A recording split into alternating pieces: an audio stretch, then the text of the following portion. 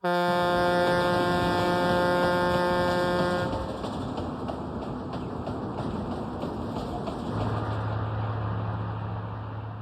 1994, Australia overtook Cuba to become the largest exporter of raw sugar in the world. The product of the Queensland cane mills earns nearly $2 billion a year for the nation. It's no secret that the sugar industry of the Caribbean was founded on the labor of African slaves.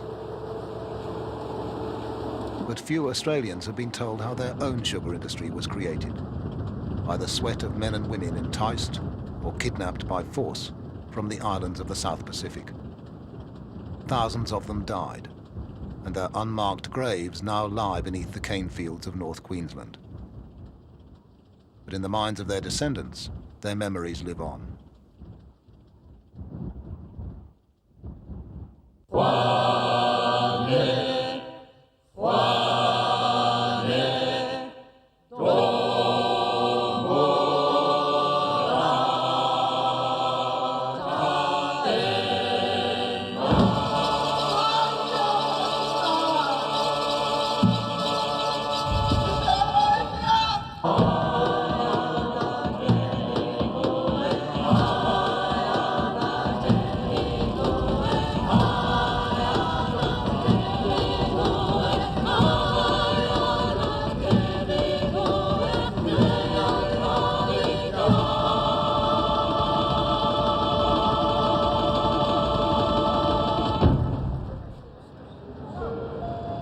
This is the final boarding call for Air Vanuatu flight NF22 to Port Vila. Your plane is now ready for boarding. Joe and Monica Leo are embarking on a journey to recover a small portion of a stolen past. Hey, Mrs. Leo, enjoy your flight. Thank you. Yes, sir. Have a good trip. Thank you. 100 years ago, Joe Leo's grandfather and Monica's father were transported by white men across this same ocean. Not away from Australia, but towards it, from an island far to the east.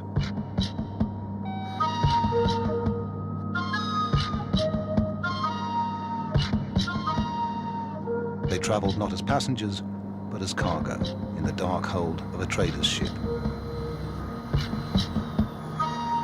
They were kidnapped from the tiny island of Pentecost, in what is now the Pacific nation of Vanuatu.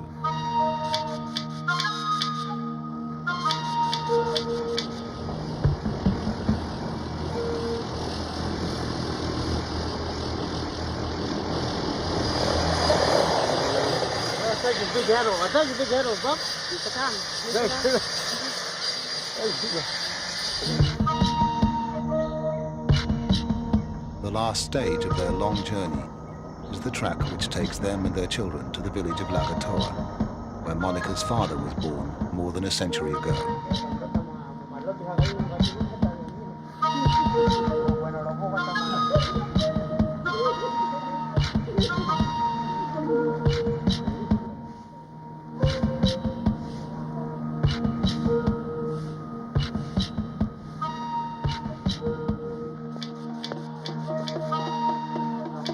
The villagers of Lagatoa have never set eyes on Monica Leo, but for weeks they've been preparing to welcome her home.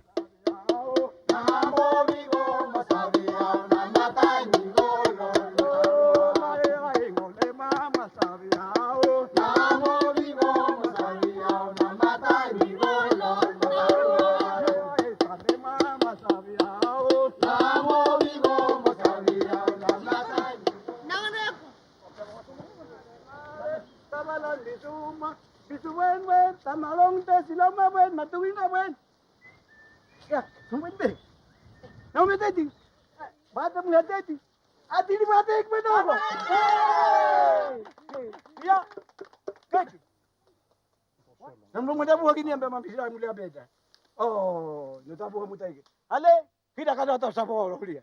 Uli pe mambisirai.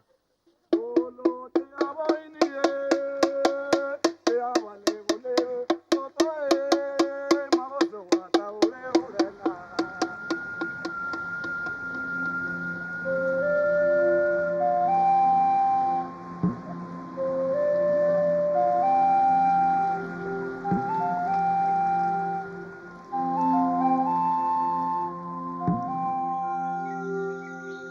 Monica's father and both of Joe Leo's grandparents were taken from the same beach on the same raid.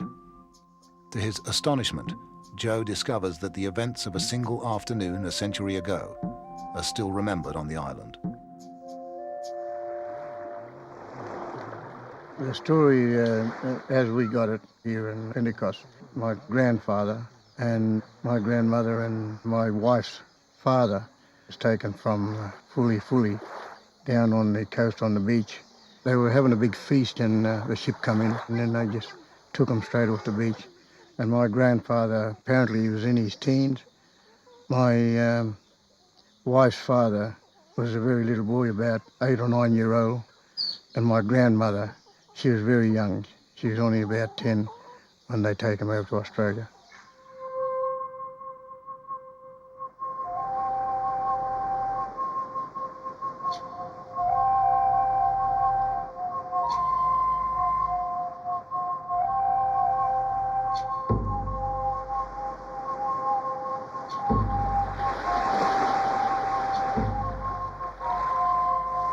My name is Pargosugi. A big ship came into the bay and men in a big boat came ashore. We had never seen such a big ship before.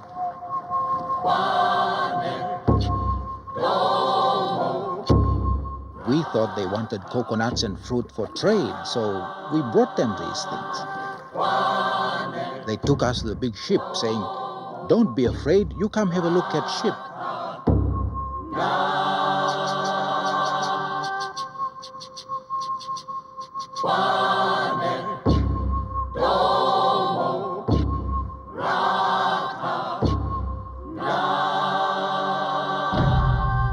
But they throw me down bottom of ship with plenty others. I was frightened. I began to cry. My mother and father and relations were left behind. Then they chased boys from other islands, tied them up hand and foot.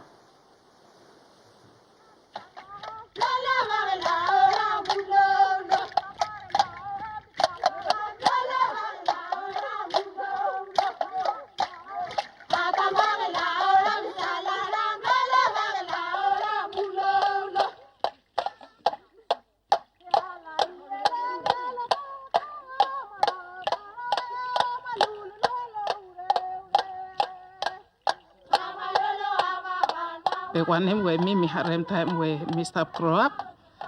All fala refer long all get a ship sol se me say all boat long steely man. All boat long steel. And no say me save say all white man we talk about activity only stop sing out say blackbirding. And only sing out say blackbirding where one name me talk here you me no save. But also, you miss a vetalem say one name way been happening hemi Pacific slave trade.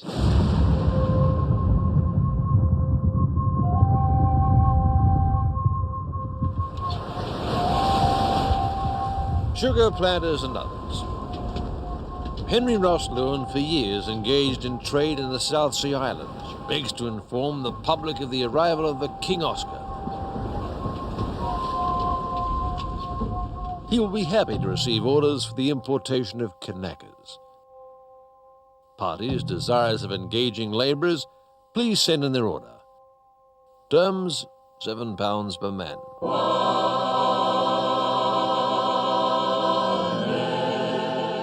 The first shipment of Pacific Islanders was landed at Red Bank near Brisbane in August 1863. In America, a bloody civil war was being fought over slavery.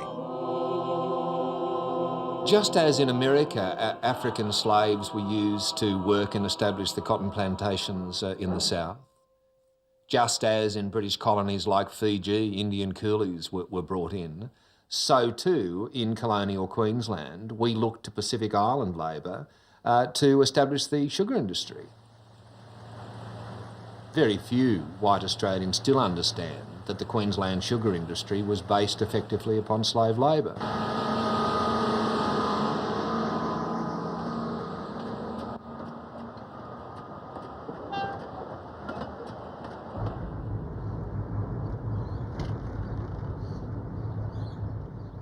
Marlene Henaway is Joe Leo's younger sister. She's another grandchild of the boy who was plucked off the beach at Pentecost a century ago. Thousands of the descendants of those reluctant pioneers still live in the little North Queensland towns which grew up with the sugar industry.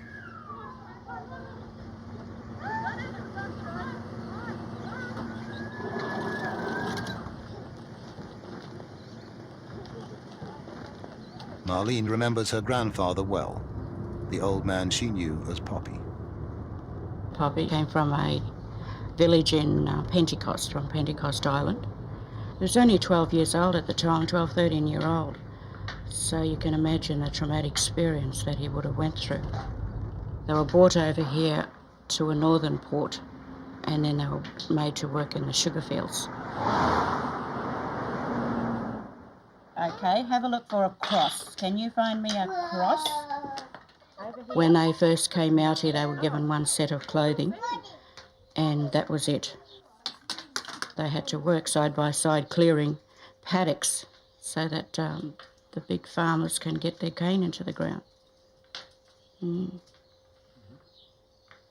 So they're basically used as machinery as well, not just coming to cut the cane.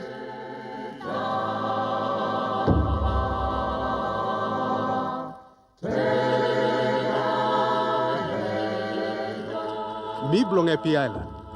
Mino sabe long wane miaro le kisimi golong makai. Mino sabe hamas Christmas mi gibinigia tasol mi mantinis.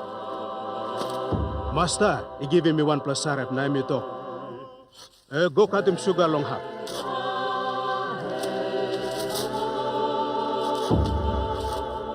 He get $1 money sabe was long mi pla nem blong em overseer.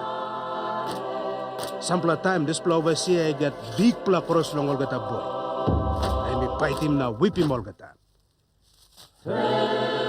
Tommy Lamon Makai.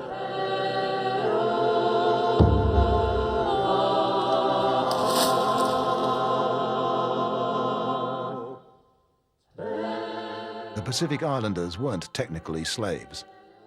They were paid for their labor. But at about 1/5 the rate the planters would have had to pay white workers. If that is, in a colony where labor was desperately short, they could have found any Europeans willing to sweat it out on the cane fields. In the 19th century, Europeans were fairly firmly convinced that they weren't capable of labouring hard in the tropics. They thought they would die, as one source said, from premature rack and decay, so that they were firmly convinced that they needed a coloured labour force. And as those plantations developed, Queensland prospered.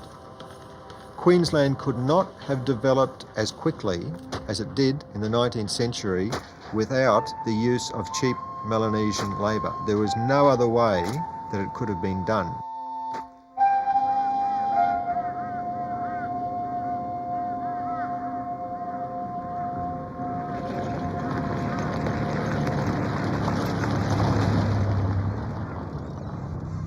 Noah Sabo is a second-generation Australian South Sea Islander. Now 74, he can remember the stories about life on the early plantations told to him by his grandfather, one of the very first islanders transported to Queensland back in 1863.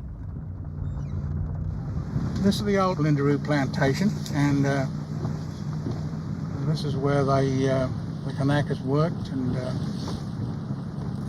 when they came here, and this old Indentured, they say it had a good few people working here in its heyday, you know.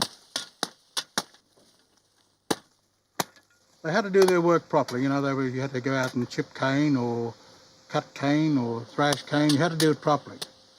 If you didn't do it properly, well, the overseer, he always had a big boot on, and he would, of course, he used to ride a horse too, and it didn't take him many minutes to get off the horse and give them a good taste of his boot, so that all the work was done properly. They couldn't slum up their work, but it was hard on the plantations.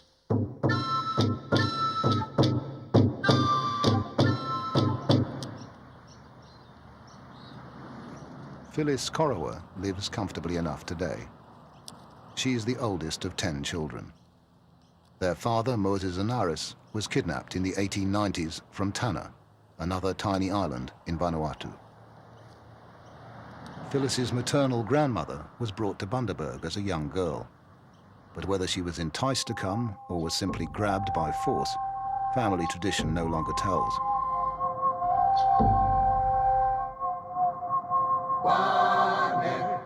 They did bring women out, but not a lot. My mother's mother was brought out from Ober Island, and I think my grandmother was very young.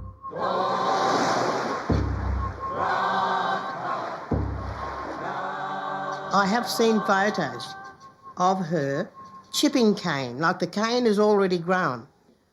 Chipping cane with men and an overseer standing in the rows watching them, see that they were doing the work right. My grandmother never liked to talk about it.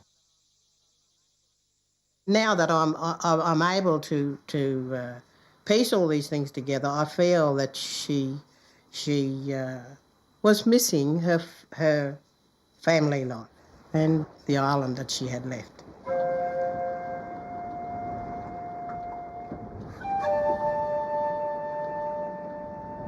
Me come from Oba Island. Nemblomi hem mati telavus. When me come to this country, Mrs. and Master calling me Elizabeth Oba. Me house girl and me clean him house belong Mrs. and Master. Me play with them pikinini belong Master and me sing him island songs from my home.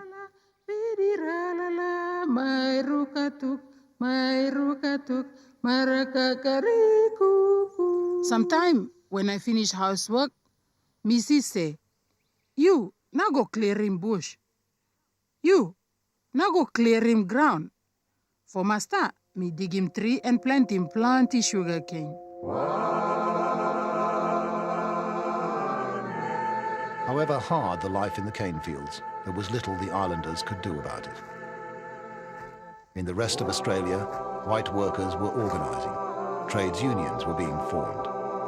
The working class was becoming one of the wealthiest in the world.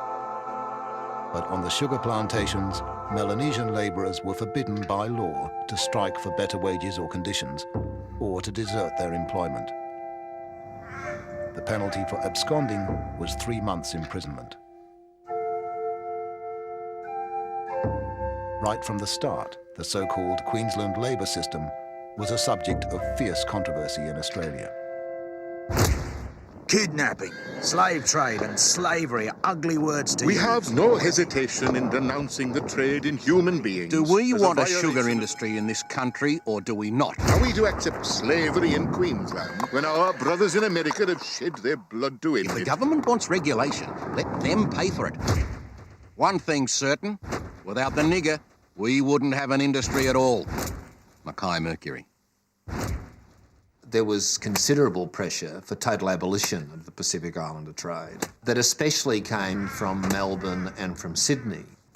So you have a situation rather like how the American North denounced the slave-owning South. So here in Australia you have the Australian South denouncing rather contemptuously the slave-owning north of Australia and especially of Queensland. An act to regulate and control the introduction and treatment of Pacific labourers, March 4, 1868.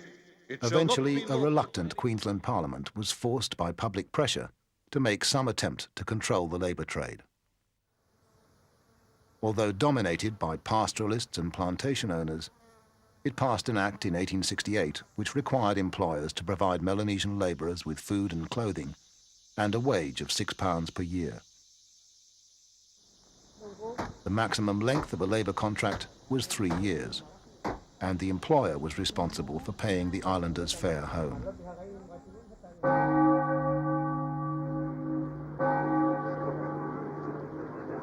But even in far-off London, the trade had become notorious. Slavery had been abolished throughout the British Empire back in 1833. To many in Britain, the Queensland system of indentured labour was just slavery by another name.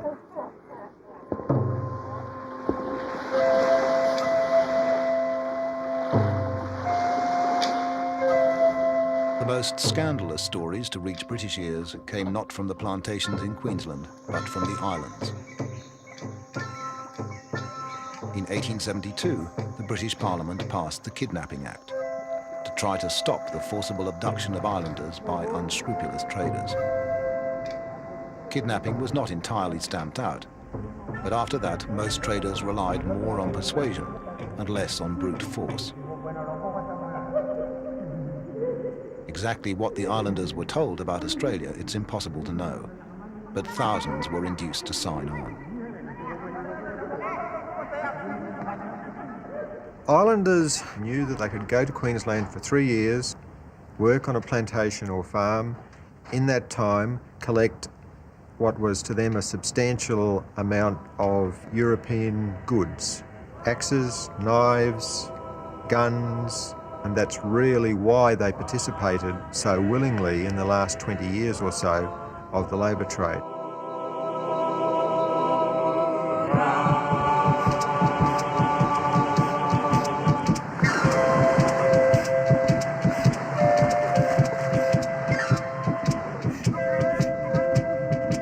Even after a single 3-year contract, the path back to the simple life of the villages was seldom easy.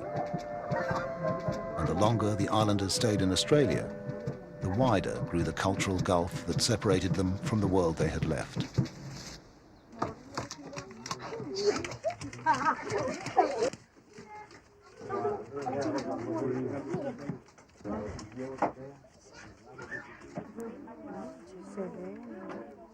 Monica Leo has been estranged from her own people's language and custom by a century of separation.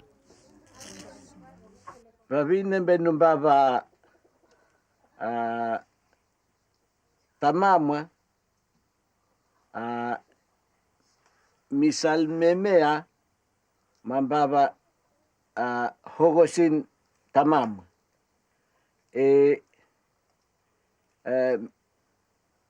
meme mambaba ratahin mua ratahiko ulia omai omhabedumia omai omsilomleao inao tamam. Last year we came over to Pentecost Island and hoping to find our relatives then, but we couldn't find anyone, so we sort of made a few contacts and then went back home to Australia and decided to come back again this year to to come and try and find out where our relatives were, and this is why we're here today. We found them and very grateful.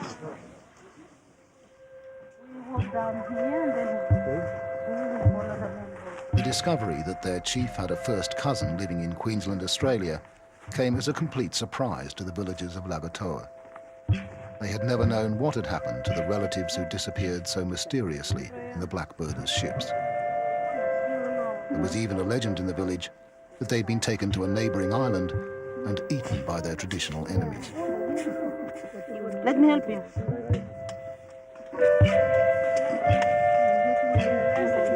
Monica be ramen himameira be lolbila mayute be rarumen gitai be kunhanige tamara nu mai wanu tomo lolovoga teti malolovoga be votu la maram leia ram le surainia kamai ram do la builoite amimai be rarumen gita mule ute be tamara nu lolovoga ia nuri bilanda moia nuri bilan manioko ia bilan kumara Huriano rim leila be lol tonomio kabro muhantai hina tamara be ram leia ba no kamera mulenga inau selu iniliu nam lenga lol matan mulamua.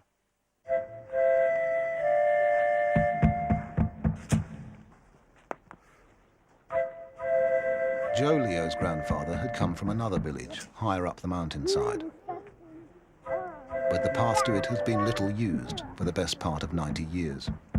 The the village was abandoned at the turn of the century. According to old Chief Aru, the blackbirders' raids were to blame.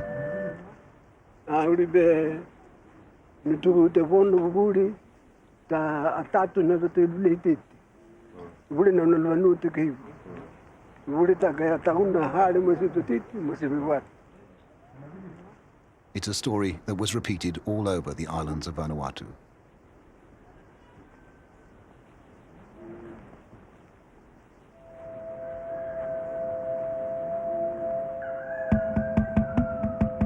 Before blackbirding, Ololvala has been stop story about plande place where villages have been stop long time before. Populations have been big one to mass. But lot time when me fella stop grow up, every place here is bush. You know that man. White man, it been make him say population blow you me, ecolosapi wipe out.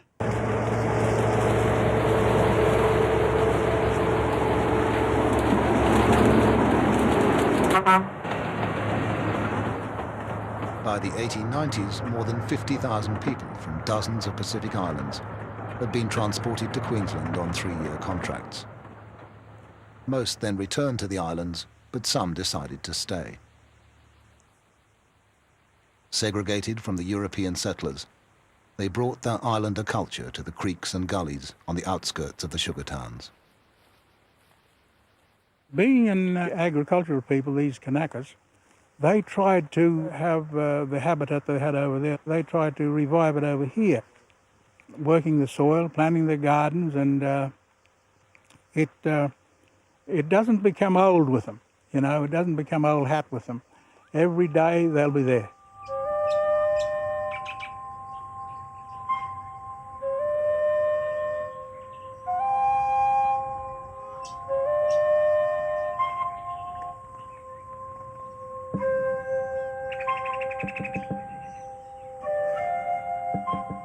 The Kanakas, they lived all along here. They caught fish in this creek here and fish out there in the salt pan. And two, they had these big fig trees here. And they had the coconut trees too along here. So it reminded them of where they came from, the habitat. And this is why they like to come here, you know. But gradually the pull of the islands would weaken. As the decades passed, the songs they sang, the clothes they wore, the very way they thought came more from the world they lived in and less from the world they'd left. Let's go, short pass, quick pass, come on, toss it around. Okay, come right back. Okay, switch it around to the corners now, all in the one move. I used to take great delight in saying to my friends that I'm the grandson of a cannibal. And I used to play little jokes on them, such telling them my grandfather ate people and the kids used to run and scatter. Quick ball, Evie. Oh, back you come, Jamie. Des Egmalesi's grandfather arrived in Bundaberg from Santo Island in 1887. It would be 6 years before he saw his island again. Turn it over, mate, quick, turn it over. Put it on, Jeffrey. Grandfather Egmalis completed his 3-year term, and for reasons unknown only to himself, he agreed on another 3 years. Then he went back to Santo, all geared up in his hobnail boots and straw hat, felt hat, and fully clothed, as opposed to when he left in a loincloth and nothing else.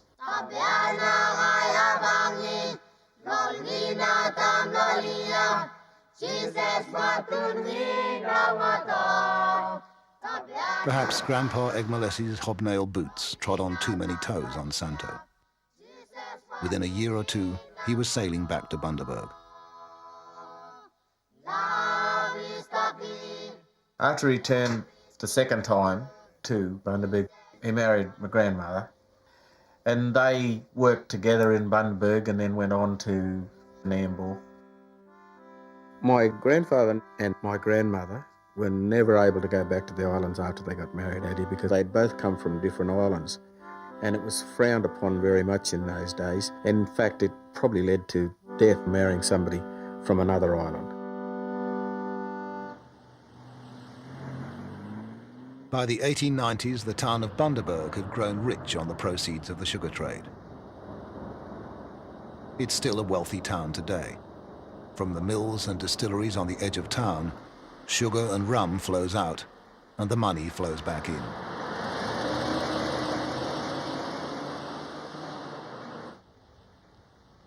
In Bundaberg Cemetery, grandiose memorials to the old planter families stretch in well-kept rows.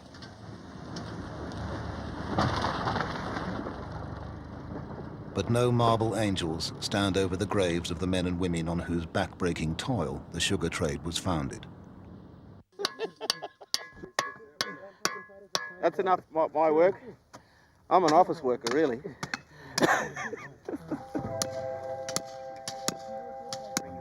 Hard labour and too much of it. Bad food and too little of it. Diseases to which they had no immunity. All these cost thousands of islander lives. The death rate was 4 times the European average. Their bodies were buried out of sight, as their sufferings have been largely out of mind. Okay, where we are now, and where the boys are working behind me, is what we still call, and what they called in the early days, the Kanaka cemetery, which was also known as the heathen cemetery, which is probably 200 yards away from the cemetery that Europeans used, and there's approximately 400 buried here. Some of these sugar plantations, some of these farms, there are Kanaka graves unmarked. They were buried where they died in the paddock. At least this here is, it might have been regarded as a Kanaka cemetery or a heathen cemetery, but at least they're here. As opposed to where they were up in the bush and everywhere and all around, the higgledy-piggledy around the place. So with the help of these all my nephews and cousins and relations here that are doing a tremendous job, this here will eventually be restored into something to what we would like it, to what they deserve in the 90s. What should have been done in the 100 years ago, in their 1890s, you know. Where are the supervisors? Kenny, you reckon this is the same spot you sat last time? There it is. Now get up and do some work. We're women, we're not men. Hey? Dutchie's ringing me back Thursday. Gee. Even though we make a joke when we're working, it's sad, really. But it's an old saying that we got between us. We laugh to stop ourselves from crying. And that's true. Well.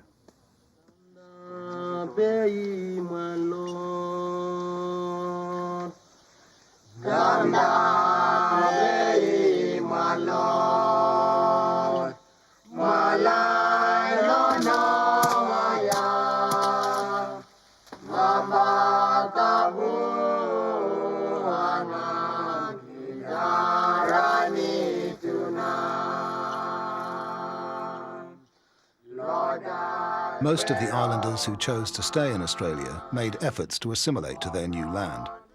They became ardent Christian converts. They adopted European manners and no longer spoke their native tongues. But as the turn of the century approached, the Kanakas became not more but even less acceptable to most white Australians. The depression of the 1890s had brought widespread unemployment, which fanned the smouldering racism of the working class.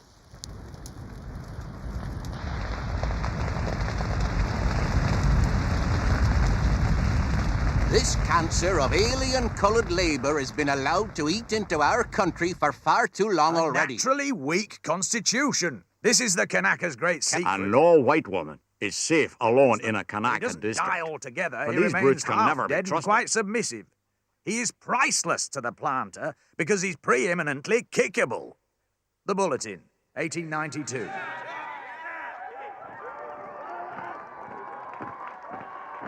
From the early 1890s, it was the white labour movement that took up the cudgels most energetically in terms of the abolition of the Pacific Islander labour trade.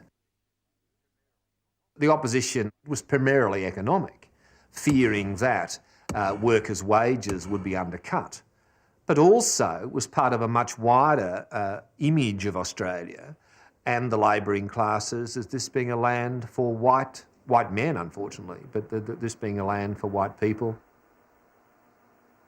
And I suppose this is best exemplified in the labour press, in magazines like The Worker and The Boomerang, so that Melanesians were portrayed as savages, untamable savages, especially sexually. So the threat that the Pacific Islander labourers posed to European women was dwelt upon. The Kanaka was portrayed as taking away not just wealth, but white women as well.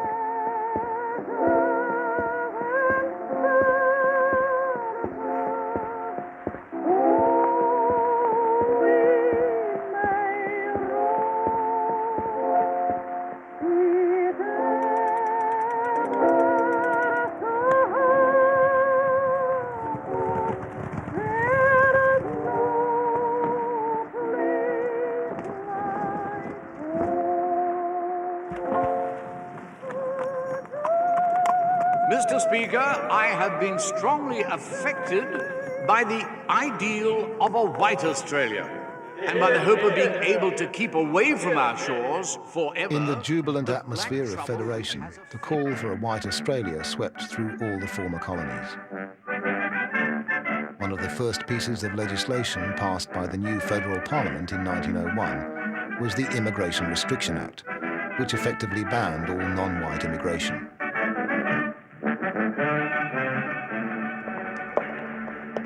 In the same year, Parliament was presented with a bill to put a stop to the Queensland labour trade.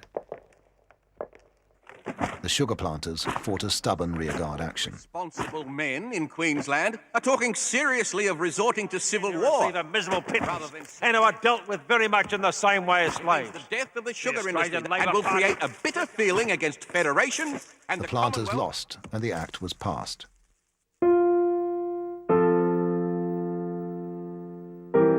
No Melanesian labourer could be recruited after 1904. And 2 years later, the Act laid down, Pacific Islanders already in Australia were to be forcibly deported.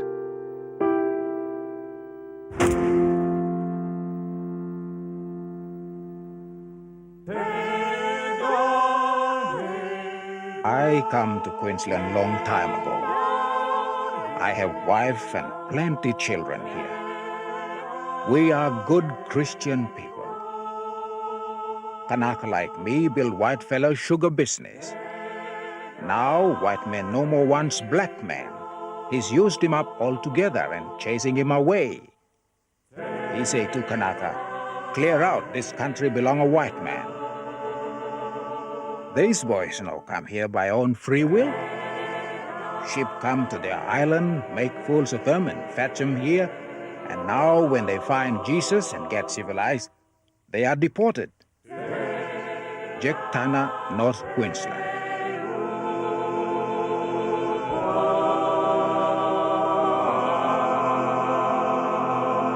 The islanders themselves fought to remain in Queensland, and they came together in a political organisation and fought back quite successfully with petitions and with deputations to say that they had a right to stay in Australia. It was outrageous to deport these people who had become Christian, settled Queenslanders with families, and to send them back to their own islands could mean their deaths.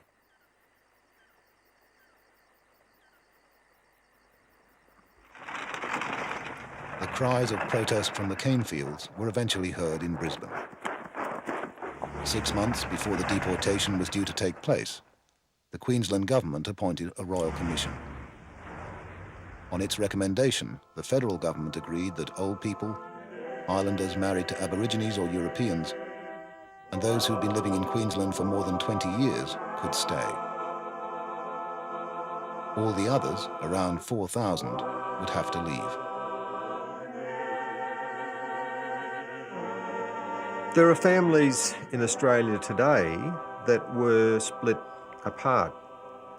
Some brothers and sisters perhaps went back with father to the islands. Some children remained with mother in Australia. The scenes on the wharves were traumatic, full of anguish. Children, brothers and sisters, never saw the other sides of their families again once they sailed off on the boats.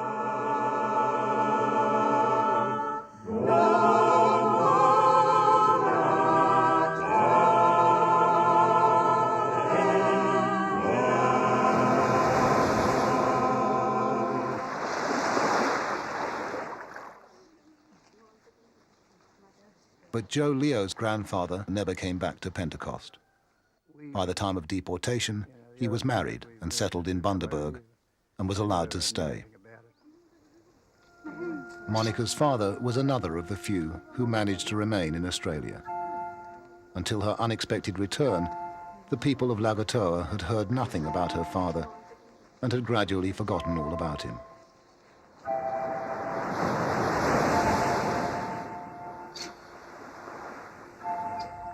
Noah Sabo's grandparents had been in Queensland for over 20 years. They were one of only 27 families in Mackay exempted from the deportation order. Des Egmalesi's granddad Negus was another who was allowed to stay, though they did try to deport his brother. But great-uncle Tom jumped ship, swam back to shore, and successfully went into hiding. Phyllis Corowa's father managed to escape by walking south. My father didn't want to go back then to the islands, and he ran away to Sydney. And he walked, took him many, many days to walk to Sydney along the beach.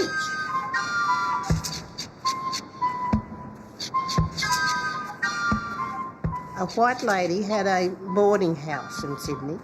She used to take in all the islanders, and she hid him. And he said all he was doing was staying in the kitchen and washing up.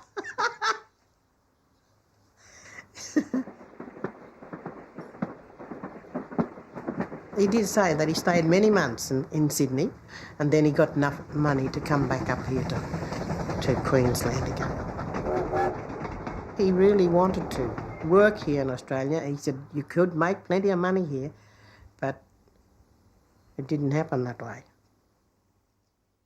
The sweetest story ever told. Here is the Australian version of it. I wonder if you knew that Australia is the only country in the world where cane sugar is produced and manufactured by white labour under white man's conditions and rates of pay. Splendid specimens these, typical sun-tanned Australian manhood at its best, and the cane they cut is taller than themselves. North Queensland has shown that the white man can thrive on hard work in the tropics. The Australian sugar industry... After deportation, the Australian Workers' Union launched a crusade to turn the sugar industry into a whites-only preserve. Farmers who used only European labour received a bounty from the federal government. And in 1919, as soldiers returned from the Great War looking for work, Melanesians were excluded by law from working on European farms.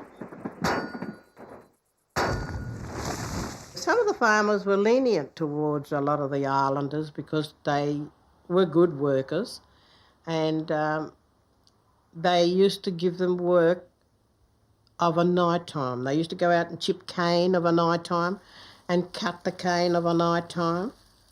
My grandmother used to say that she used to go out night time and chip cane. That was a way that they could work illegally to survive, really. Less than 2,000 islanders had managed to avoid being deported. But ironically, to stay in Australia, most had to return to an island way of life.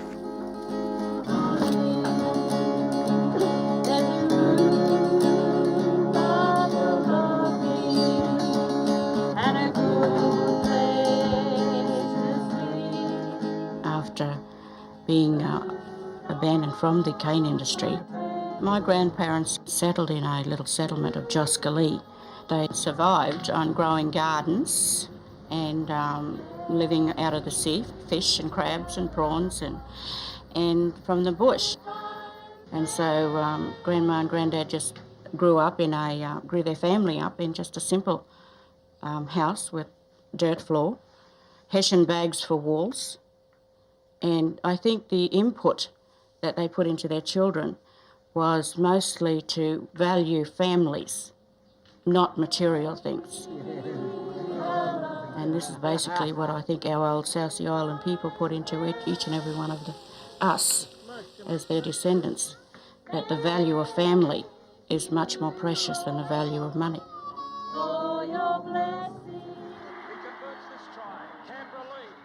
it's to nil. This is just a great bit of play down the...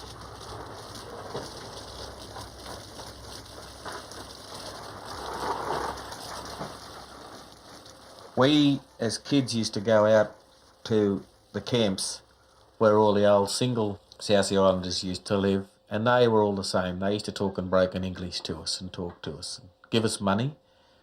It's the part we liked anyway. And I can recall, like as if it was now, their little gardens. They'd have their little picket fence gardens, and they made gardens out of nothing. And they lived in little groups here and there everywhere.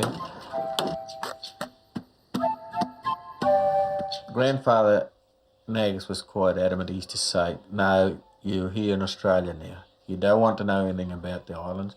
You're never going to go back there and live. And you learn the Australian way.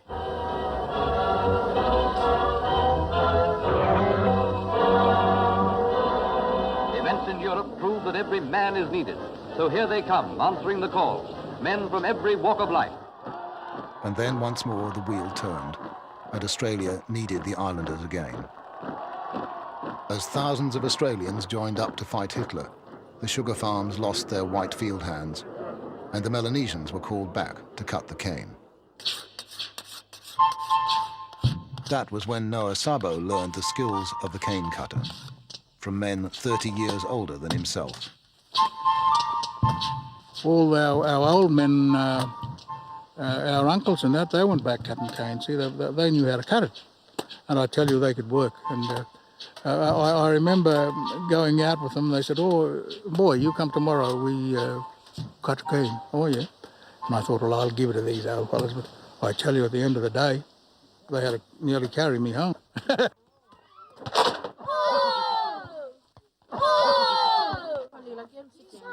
And now, in the 1990s, the tiny nucleus which avoided deportation has grown into a community some 20,000 strong.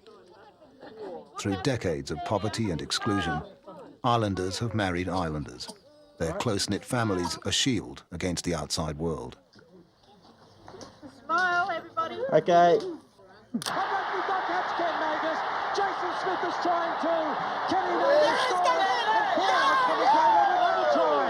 A master stroke from Tim. Gradually, in recent years, the barriers have been coming down. In sport especially, islanders like Aboriginal people have found a path to success and recognition. Kenny Nagas of the Canberra Raiders is Des Egmalesi's nephew. And his former captain Mal Meninga is one of their own as well. But how many football fans would know who the South Sea Islanders are, or how they came to Australia? The fairy tale comes true. When I met Desi, I didn't even realise there was a different race to Aboriginals. I couldn't recognise them as different. And that's the case of a lot of people. And I think that's very common. As I became more involved with the family, I was really amazed. Originally, I'm talking about 25 years ago, they would still talk about white people being nice to them, and that white person treated me just like I was a white person. Of course, this just absolutely horrified me. One way or another, the descendants of those Pacific Island sugar workers have found a place for themselves in Australia. Their families have been in Queensland for longer than all but a handful of Queenslanders. But gaining acceptance has never been easy. Pardon? That's a good one again. Too heavy. It is strange how people come up often and say to me, do you like living out here? And I say, well, I should do. I was born right here. And I tell them I'm an Australian born, and they look at me wide-eyed. And I said, and you want to know where my parents come from? They come from Vanuatu. Both Les and I... In 1994, the Australian government formally recognised the Pacific Islanders as a distinct ethnic community, the only substantial black migrant group in Australia. One each way now, one each way. But Des Egmales, for one, still isn't satisfied that justice has been done to his people. Well, a lot of people have asked me, you know, what am I missing out on in the world today? Well, I'm not missing out on bugger all, really. But what I want is The recognition for my people for the work in which they did early in establishing the cane industry, the recognition for their blood, sweat and tears. I'm proud to be called a Kanaka, and I'm proud to be a direct descendant of the old people who were brought out here. We believe as slavery. I believe as slavery, for the want of better wording. I'm proud to be called a Kanaka. I always will be. Ron, do you want another couple of burnt snags or half-burnt snags? All right, The Kanaka's sweated labour laid one of the foundations for Australia's prosperity, which at last Australian islanders are just beginning to share. But like most people in this nation of immigrants, the islanders are finding that to be confident of who they are, they need to understand where they came from. More and more of them these days are making the journey to find out.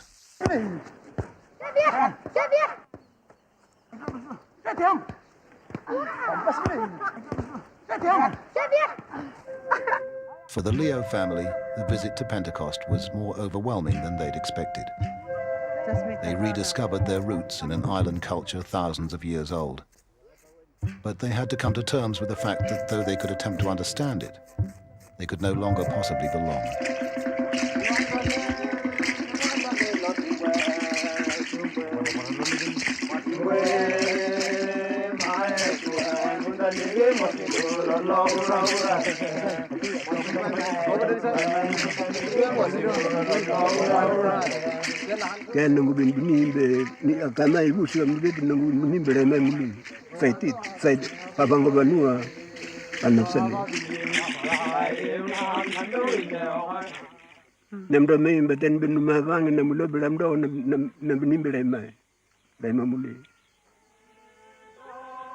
When you say to come over here and live, it's a hard decision because I got my home back in Australia.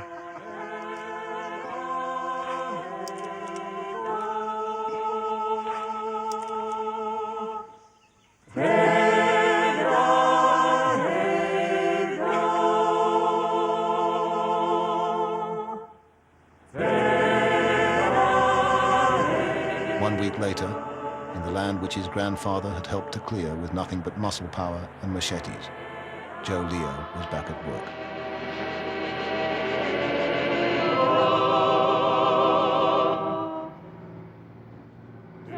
He and Monica are still trying to come to terms with what they found out on Pentecost. About their origins, their island culture, the history of their families, and about themselves. Them ships there now, they symbolise taking away in the boats in the blackbirding days. That's what those, and that's what that dance is all about.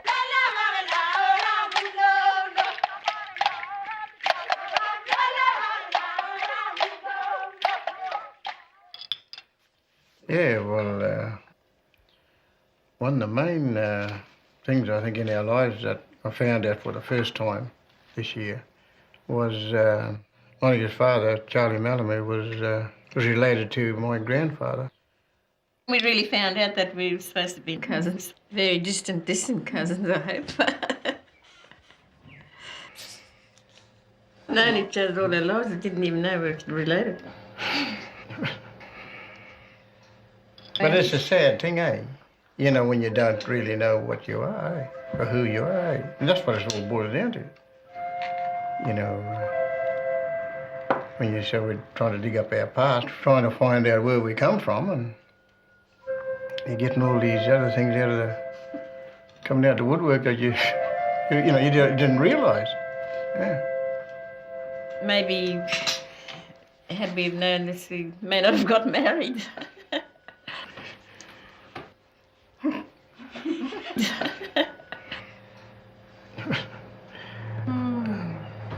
I cut there.